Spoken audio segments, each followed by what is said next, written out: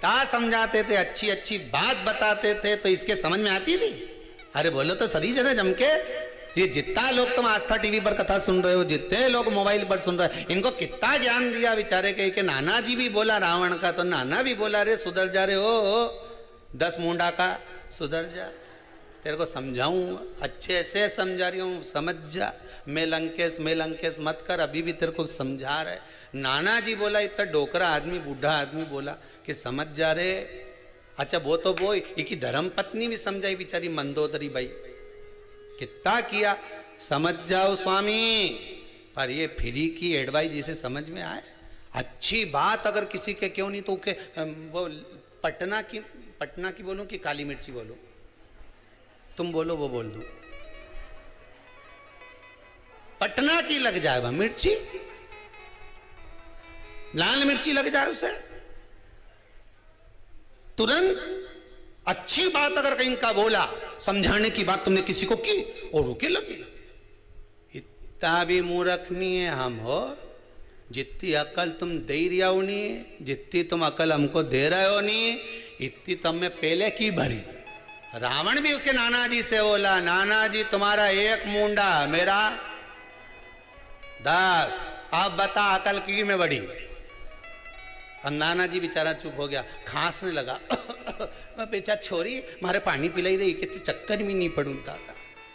अकल उसके दी जाए जिन्हें अकल में हो थोड़ी बहुत, जिसके विवेक में समा जाए। अब ये तो कि हमारा 10 मुंडा और तुम्हारा 1 मुंडा, अकल तुम 1 मुंडा से दोगे, हमारे तो 10 मुंडा की अकल। अपन किसी की अच्छी अकल दो नहीं तो उसे पटना की मिर्ची लगे, उसे मिर्ची लग जाए। बताओ हमें ज्ञान दे रहा है, हमें जैसे अकल ही नहीं है। समझाने वाला मम्मी समझाए छोरा के तो छोरा ही कह दे, अपनी अकल अपने पास रखो। तुम मुझे क्या मूर्ख समझती हो? इतना कॉलेज में पढ़ रहा हूँ, इतना लोगों के चले ही रहा हूँ, मम्मी तो मुझे जानती नहीं है। मम्मी बोले यही तो समझा रही कि तू दूसरे के मूर्ख बनाना छोड़ दे, तू तो खुद मूर्ख छोरा। अभी क्या कौन समझाए? और ये क्या हमारा तो 10 मुंडा, हमें नहीं चाहिए किसी की अकल, हम तो खुद विद्वान। एक कौन सी सब्जी होती है जो पितृपक्ष में ब्राह्मण को भोजन कराते समय नहीं बनाई जाती? एक तो कुमड़ा, दूसरा पत्ता गोभी, जो बंद गोभी होती है ना, वो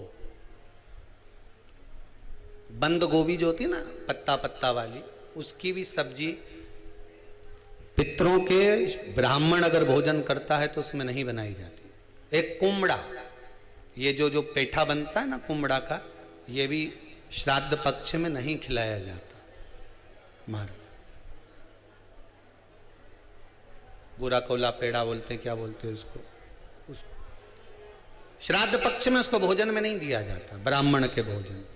महाराज ब्राह्मण के भोजन में श्राद्ध पक्ष में सबसे ज्यादा जरूरी है दूध की खीर, दूसरा तुरई या गिलकी का भोजन, या तो सब्जी बनाओ या भजिया बनाओ, कुछ भी बनाओ। तीसरा मांस की दाल का भोजन, उड़द की दाल का भोजन। उड़द की दाल का या तो दही बड़ा बना लो, इमरती बना लो, या फिर बड़ा बना लो, या पकोड़ा बना लो, पर उसका भोजन होना जरूरी है। 3 भाग दूध का भोजन आहूतों के हिस्से में चले जाता है, गिलकी और तुरई का भोजन पितरों के हिस्से में चले जाता है, मांस की दाल का भोजन, उड़द की दाल का भोजन प्रेतों के हिस्से में चले जाता है। इसलिए ये 3 भाग का भोजन ब्राह्मण जब श्राद्ध पक्ष का भोजन करे तो उसमें बनाना जरूरी।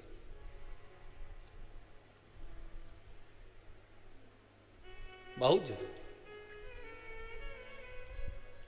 आपके यहां जब श्राद्ध हो भोजन अवश्य।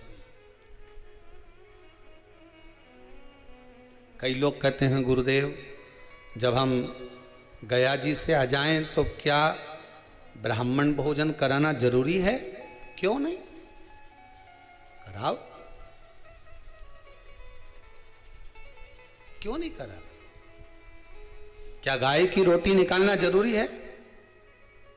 स्वान की रोटी निकालना जरूरी है?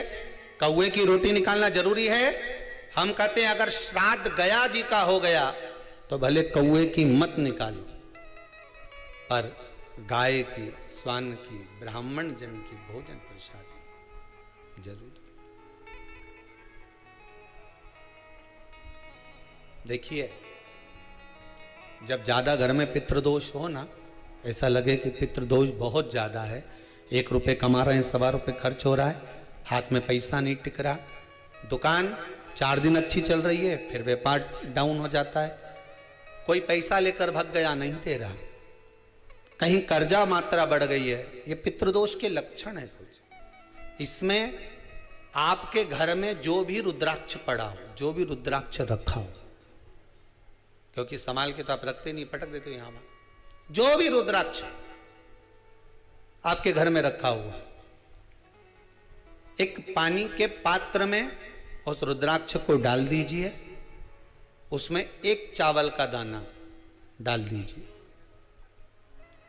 महाराज, परिंदा जहां होता है, मटका, हंडा या रसोई घर में आपका जो पानी भरने का स्थान होता है, जिसको आरो वारो क्या क्या लगा के रखते हो, उसी के कहीं पास में उस कलश को रख दीजिए, ऊपर से उसको ढक दीजिए।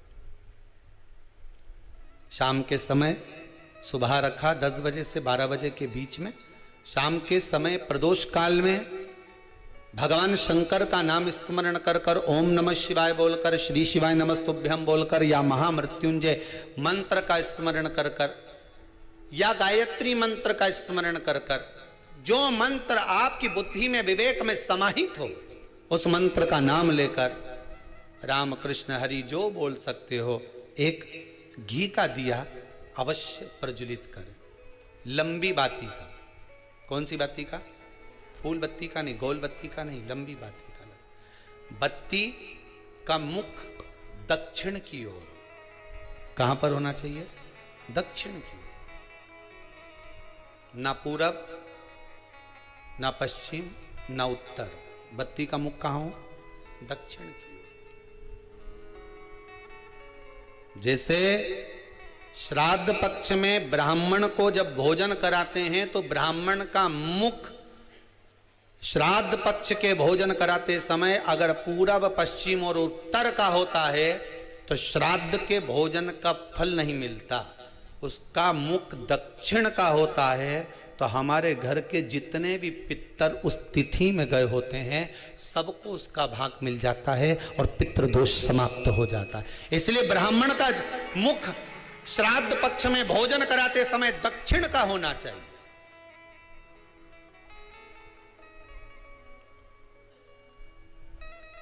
ब्राह्मण का मुख दक्षिण का हो।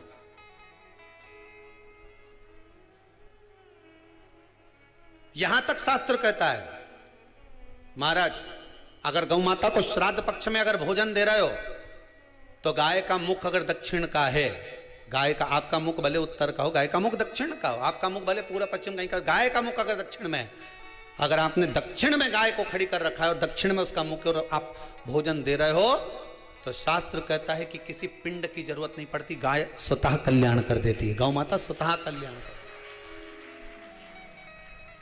दक्षिण मुखी हो। तो दिए की जो बाती का मुख कहां होना चाहिए? दक्षिण का। और दक्षिण का मुख